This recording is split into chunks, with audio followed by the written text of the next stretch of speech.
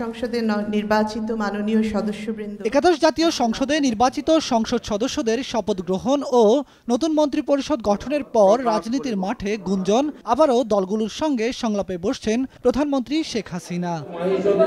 রোববার দলের এক যৌথ সভায় রাজনৈতিক দলগুলোর সঙ্গে মতবিনিময় সভার ইঙ্গিত দেন ওবায়দুল কাদের। তার একদিন পরেই বিষয়টি স্পষ্ট করে তিনি বলেন, সংলাপ নয়, গণভবনে নির্বাচন পরবর্তী শুভেচ্ছা বিনিময় করবেন আওয়ামী লীগ সভাপতি। যাদের সাথে সংলাপ হয়েছে তাদেরকে তিনি আবার আমন্ত্রণ করবেন, তাদেরকে আহ্বান করবেন, নিমন্ত্রণ করবেন, তাদের সাথে কিছু মত বিনিময় করবেন।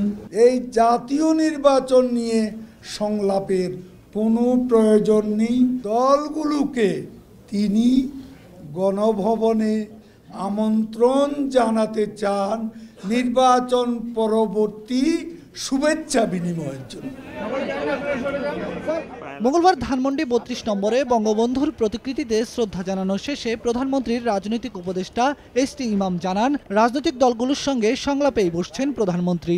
আমাদের মাননীয় প্রধানমন্ত্রী আবার বলেছেন যে উনি আরেকটি সংলাপ করবেন।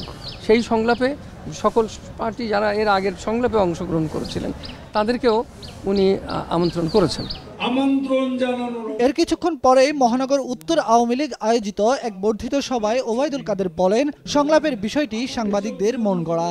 প্লিজ, আমি সাংবাদিক বন্ধুদের কাছে বলব, প্রধানমন্ত্রী একবারও সংলাপের কথা বলেন। আমি বলেছি আমন্ত্রণ জানাবেন, আমি তো সংলাপের কথা বলি। বেলায়েত হোসাইন, সময় সংবাদ, ঢাকা।